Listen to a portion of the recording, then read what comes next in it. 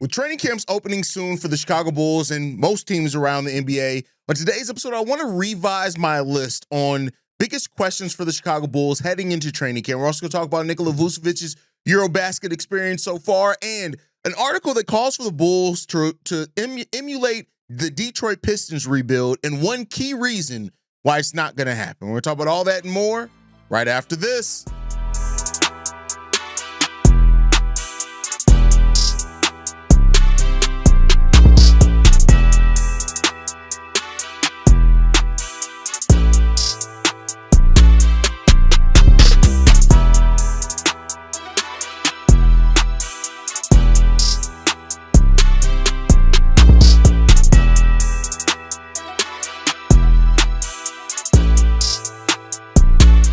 What's going on, Bulls fans? Welcome to another episode of Chicago Bulls Central, your number one spot for everything Chicago Bulls related. I'm the host, Derek Hayes, but more importantly, you guys can follow the channel at Bulls Central Pod on every social media platform we happen to be on. With that said, let's go ahead and get into this content for today, y'all. And a couple of weeks ago, I talked about the biggest questions for the Chicago Bulls heading into training camp, and those main questions were who's going to start at the small forward position, which of course, we have no clarity on because the Bulls have not actually done anything since then. So that's still a fairly big question. And also it was what is the overall bench rotation going to look like with players fighting over kind of one last roster spot? But I have a couple that I want to add into that. But first, I want to elaborate on the first two, right? The starting small forward is something a lot of people have talked about. And the thing is that a lot of people look at this and they ask the question on, okay, well, who's an actual small forward, right? Like, it's going to be Kevin Huerter. It's going to be Isaac Okoro. A lot of people with the question that they have of why Io can't be the starting small forward is because, well, yeah, he can play small forward, but is he a small forward? And I think that the thing that we need to start with that is that has Billy Donovan ever done anything to make you think he won't start three guards? Let's look at the beginning of last season. Zach LaVine was our starting small forward. Is Zach LaVine a small forward? No, he's a two, right?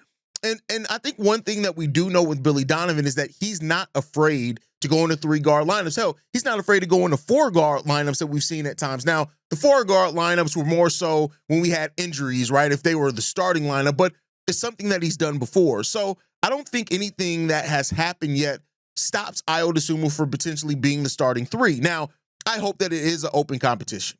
And that's what I hope with a lot of these things is that the Bulls come into this situation and they really look at it as who is bringing it. And I think that that's something that you can't really fuss at. If it comes down to, listen, we're going into training camp. It's going to be between Isaac Okoro. It's going to be between Kevin Huerter.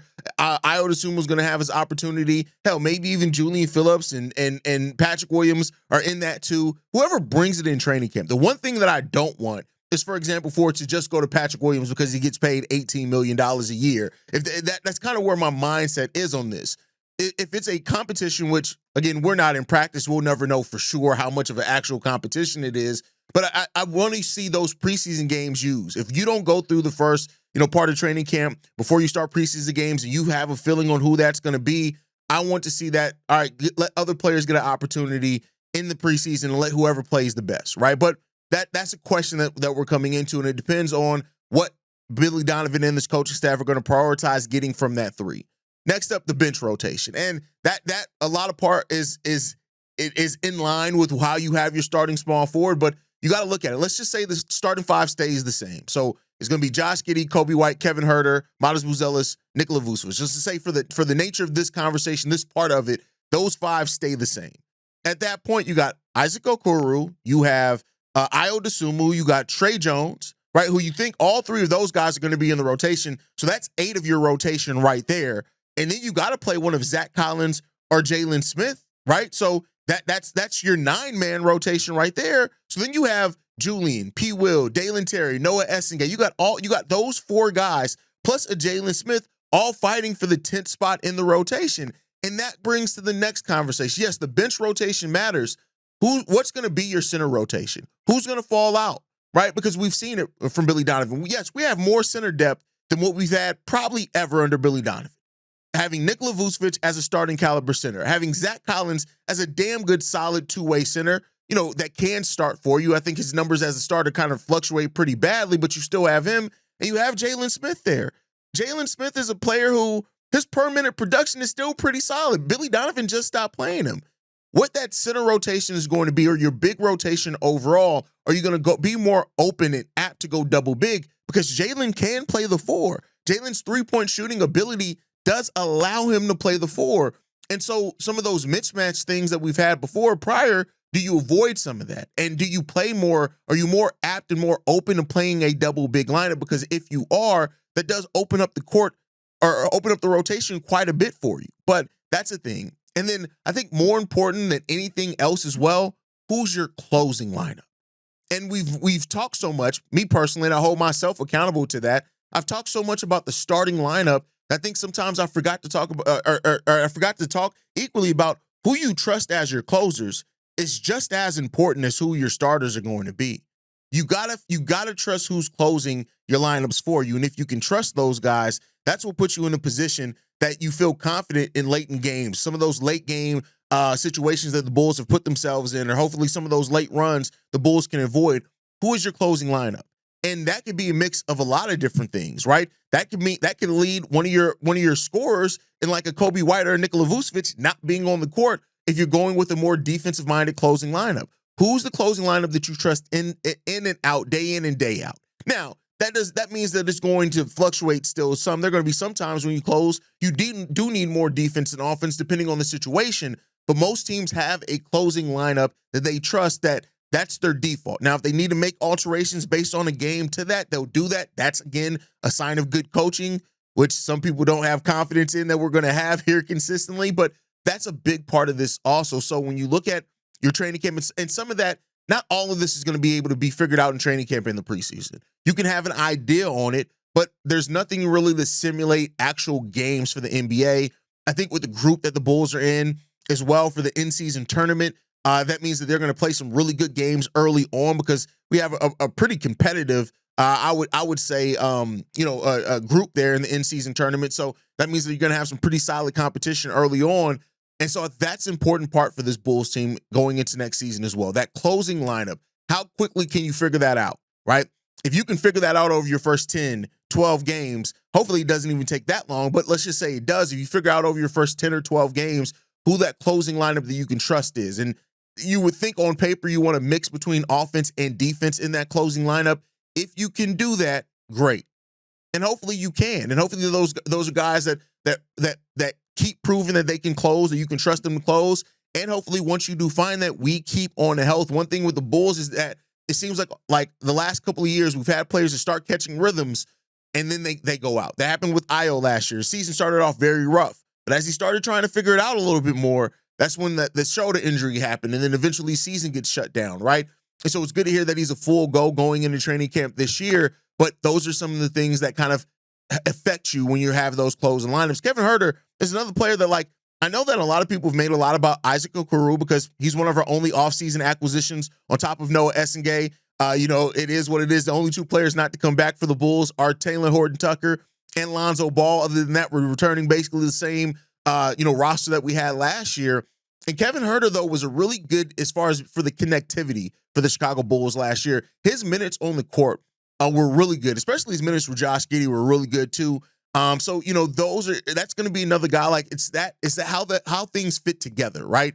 You can look at things on paper and say, well, this guy should be better here. But sometimes once you get those guys on the court, the connectivity between those and how the skill sets overlap really kind of bring out the better in players. And that's something that, of course, every team hopes for. And hopefully the Bulls as well can be one of those teams that find that balance this season.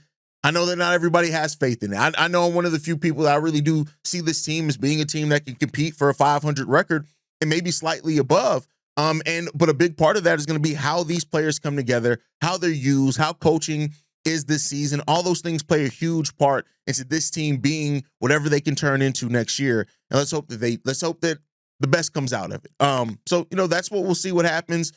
Overall, like I said many times before, this team has talent on it. And I think it has more talent than some people are giving it credit for. And for some people, they just have to prove it. And they have to prove it over the course of a full season. Do it from the start of the season. And those are questions that aren't just for training camp. That's for the regular season. And those questions are coming. And they're definitely going to be people that can't wait to see what this team does, whether they can't wait to see it so they can talk shit about it, or they can't wait to see it because they're hoping to be a little bit pleasantly surprised by where this team is, and we'll see. Moving into the next topic, though, Nikola Vucevic. I want to spend some time talking about him in EuroBasket real quick. Vuce has been doing what Vuce does. I mean, when you look at this stat line, 18.3 points per game on 52% shooting from the field, 11 rebounds per game, 3.8 assists per game, and 1 block per game. That's Vuce. That's who Vuce is now in this era of his career. He's an 18 and 11 guy that can give it to you on fairly decent efficiency and not taking that much shots from the people around him. Now, I do think things go through him a little bit more in EuroBasket than what they do for the Chicago Bulls, but let's just put that in perspective. Vuce's stat line for the Bulls last season was 18.5 points, 10.1 rebounds, and 3.8 assists per game. It's literally, this is just who Vuce is, and this may be his last time playing in EuroBasket as well. He did average 0.8 blocks, so under a block per game, but again, those numbers are similar. And Vuce is one of the more interesting players because common thought, and when you talk about EuroBasket, you would always say, well, it doesn't translate one for one, right? But because EuroBasket is a different style of basketball than what the NBA game is. But for Nikola Vucevic, he's able to basically be the same player regardless of not only what team he is, the makeup of the team, the style. We saw him in a fast-paced offense for the Bulls, keep up basically what he did the year before in a more slow-down system, isolation system. But he's keeping that over in EuroBasket as well. And that's just who Vuce is, man. Vuce is just one of those players that you know the floor of Nikola Vucevic. And that's also can be said as a negative defensively for him because you know the floor of him defensively, but the floor of Nikola Vucevic offensively is a double-double threat. And that's why in yesterday's episode when we talked about like the Bulls offense being ranked a C- and all those type of things, and I said, well, like, and one of the reasons that we're given was Vuce's age. I'm like, I think Vuce is going to age pretty gracefully. I think he's shown that. And like I've said before, and I'm going to say this almost every time Vuce comes up, do not be surprised if Nikola Vucevic signs an extension with the Chicago Bulls. I know that's not what people want to hear. I know that's not where people want the Bulls' mind to be. That's not where they want Nikola Vucevic to be. And that's not to say that the Bulls still don't need to find their actual center of the future. But do not be surprised until they find or have that guy lock, stock, and barrel on this roster that Nikola Vucevic is going to maintain being the starting center here, or at least the center on this roster for quite a while. And, you know, we'll see there. And like I said, Vuce, really good efficiency. Over 53% from the field last season that he did, and shot 40% from three as well last season. Like, Vuce, for what it's worth, has been one of the most adaptable centers. When you look at just how the NBA has changed around Vuce, right? And again, this is not at all to say that we don't need a more defensive, rim-running, shot-blocking center. That would make this system go so much easier, especially on the defensive side of the ball. But for what Nikola Vucevic has been over his career, when you look at how the three-point era really evolved during Nikola Vucevic's time and during his prime, and he's adapted to that. I think I saw a list the other day where Nikola Vucevic has one of the most three-pointers made by a center in NBA history. Like, he has adapted. That doesn't mean things are all perfect just because you can adapt, but Vuce is an adaptable center, and I do think that sometimes the criticism around Vuce is too much for what because people are judging him by what he never was and never was meant to be on this team. The Bulls incorrectly, I want to say, hope that Patrick Williams was going to develop into that defensive four that you need next to Nikola Vucevic. And that just never happened. But Vuce has basically been who the Bulls wanted him to be since he came here. And they brought him in here to be that offensive guy, that guy that has that floor offensively. And he's been that his whole entire time here. And that has not changed. But, you know, Vuce is one of the most criticized Bulls, and I understand why, because of how the defense works around him. But it's just, I think Vuce is going to be one of those players that people appreciate more later on when they realize that, like, when you do have a different center in there, like, damn, they're not doing X, Y, Z, or we fell off in this area. But, you know, it is what it is. And that's just how the NBA goes. So it is what it is there. All right, let's get into the last topic for today. Okay, so I want to talk about this article over from Pippen Ain't Easy, written by Andrew Hanlon, in which he said the Bulls can steal the rebuild blueprint from the Detroit Pistons. I want to talk about his points here because I do think they're rooted in some really good things, but I do think there's one key thing in this of why the Bulls aren't going to emulate it exactly, right? And he says this: the first thing the Pistons organization did that was the one that will be the most difficult for Chicago is clean house. Detroit fired coach Monty Williams and hired J.B. Bickerstaff, who just helped guide the Cleveland Cavaliers from a dark spot in the Eastern Conference Langdon came in as president of basketball operations with a clear path to change a losing culture. Now, I do think we have to start there, right? First of all, Monty Williams and Billy Donovan are not one and the same. Monty did not believe in that young roster that they had there in Detroit, and therefore they moved on from him after they had to offer him the job 3 times just to get him to take the job, right? And so I think that's different there. It wasn't just that Monty Williams was a bad coach. It was that Monty Williams clearly did not believe in the young players that they had there. Look at how Jaden Ivey was used under Monty Williams versus how he was used under JB Bickerstaff. Right now, he did eventually go down with injury. Those type of things are there. And so that first right there is one of the big differences here in that is that they moved on from Monty Williams, not because Monty was just came in there and stunk up the joint. They moved on from him because he came in there and did not understand did not believe in the young players that they had that were supposed to be building blocks of what they were doing there. And so that was a big part of that also in all of this, right? And then, of course, Langdon coming in. Now, you went out and you got a guy that's a younger, more kind of, he had no attachment. He was willing to move on and really evaluate the roster and they do have a good GM in that.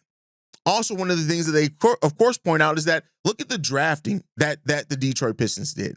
Not only, of course, hitting on Cade Cunningham, who's an amazing player, and it's good for Cade Cunningham to have the season that he had last year that really established him as an up-and-coming star in this league. But then you also look at the players that they hit on. Asur Thompson, Ron Holland, getting Jalen Duren, right? And looking at guys that can help that are gonna propel their young player that they drafted 1 overall in Cade Cunningham and seeing what that's going to turn into for that franchise. And so and I know this is going to be something that Bulls fans look at and say, yeah, fire everybody. Let's go get a number 1 pick. Let's go do all these things. And the thing is that the difference in that is that we already know what this front office is and is not willing to do as far as tanking, as far as all of that. They're not doing it. Now, that isn't to say should they not. That's not even the conversation I have, and sometimes I have to lay that out for people that aren't a little bit more quicker to the gun and understanding. But this is a front office that does not want to bottom out, right? Now, one could say that what the Bulls can also take from this is you have to hit on your draft picks. And for too long, the Bulls drafted these developmental pieces that, we still don't exactly know who Dalen Terry is. We don't. We still don't exactly know who Julian Phillips is. Now, Julian got injured his rookie year, was coming off the bench pretty decently, but wasn't really featured. And some could say that's on him, that's on coaching. But that was much later down. And so when you are picking later in the draft, you have to make sure you hit even more. Now, could Jalen Duren, could Modest Buzelis and Noa Essengue be our guys that we end up hitting on that could be the Ron Hollands, our Asur Thompson that we look at as guys that can be building blocks? You better damn well hope so that you can. The Pistons were one of the teams, I think people forget, it wasn't that long ago that the Pistons were the worst team in the NBA. And they went from worse to where they are now. And this is a team that's competing probably for a top 5 seed in the East this year, right? And I remember a couple years ago, and it's funny, when I was one of the people that said, listen, the Detroit Pistons are a team that are up and coming. And people were like, hey, why are you giving so much love to the Pistons? I can't believe you're doing this. And now look at where they are. Now, that's not to say that I had some magical crystal ball where I saw things differently, but I did see and look at the young talent that they had and thought, hey, if they develop on these guys, they're going to be guys that can really go pretty far. From 2009 to 2024, they made the playoffs only 3 times, and they got swept all 3 times. They were 0-12 in the postseason from 2009 to 2024. 15 years. 15 years. But I do think the Detroit Pistons are a good example of how when you start taking things seriously. Now, yes, people are going to say, well, they hit on the number 1 overall pick in Cade Cunningham. Yes. But even outside of that, look at their team building. Look at how me and a lot of people judge them for bringing in veterans like Tim Hardaway Jr. last season, right? For bringing him in, right? And looking at what that could have possibly meant for that team. I criticized them bringing in Tobias Harris. And those are 2 veterans that ended up actually playing pretty damn well for that team. It was unexpected, right? Me and the basketball community made fun of them for bringing in 2 of the more inefficient players, but they end up coming in and they were those veterans that helped those young players go into the playoffs. A player like Jaden Ivey, who people doubted exactly what he was going to be. Look at what he turned into. They took a chance on somebody like Malik Beasley, who's always been a decent shooter, but then look, he came up second in Sixth Man of the Year voting. So things have to crack right outside of just your draft, but you have to have the right guy. Now, the problem is that the Bulls believe, or maybe not the problem, that Billy Donovan is that guy. And he's going to have to prove to be that. But where the Pistons cleaned house at, the Bulls have already shown that they are doubling down, and they've locked in this front office, this head coach, for another 3 years after this season. So that means that what happens over these next 3 years, you have to hit on what you're trying to do. Development, draft picks, all of that. I would love to be able to say in a year or whatever else. And technically, the Bulls have a shorter amount to go from where our record was at 39 games last year to being above 500 than what the Pistons had the last 2 years in getting there. But the question is that it's different when you've done things consistently well. The Bulls haven't done it consistently well, so there's still that doubt around how well are they going to do it going forward, and I can't blame anybody for that doubt because looking at what this team has done, they've grown. And when you look at it, they went from 26th defensive rating from 2023 and 24 to 11th last season. If the Bulls can have that type of defensive efficiency jump with what we already had in offense, yeah, we can be there. But they also have a leader in Cade Cunningham. And because the Bulls aren't going to bottom out, they aren't that team that's going to tank, they aren't going to try to increase their lottery odds, they're hoping that guy is going to be and develop from this roster, whether it be Josh Giddey, Coby White, Buzelis, Noa Essengue. They're hoping that the player that can be their star and their leader is already on this roster and that they can develop here. And that's where a lot of people have a lot of doubt over what it is. It's a lot different to hope that a number 1 overall pick, even though that was labeled to be a weaker draft, can develop into your star and your leader than what you're hoping that a guy like Modest can. But Modest has shown those flashes, and let's hope that he can get there. But having a number 1 pick, it brings more trust that he's going to turn into that guy than a player picked in the teens, right? So now we gotta hope that somebody can do that, and we gotta hope that the pieces fit together as well. Josh Giddey, Coby White, Noa Essengue, Buzelis. If these pieces fit together like the Bulls are hoping for, maybe we can be there eventually, and that's the hope. But let me know what you guys think on all of that down below. Make sure you guys are following us at Bulls Central Pod. You can send us any feedback, questions, comments, concerns.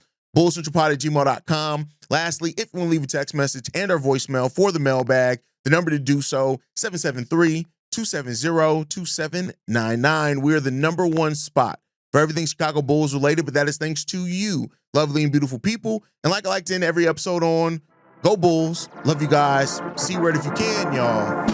Peace. This has been a presentation of the Break Media.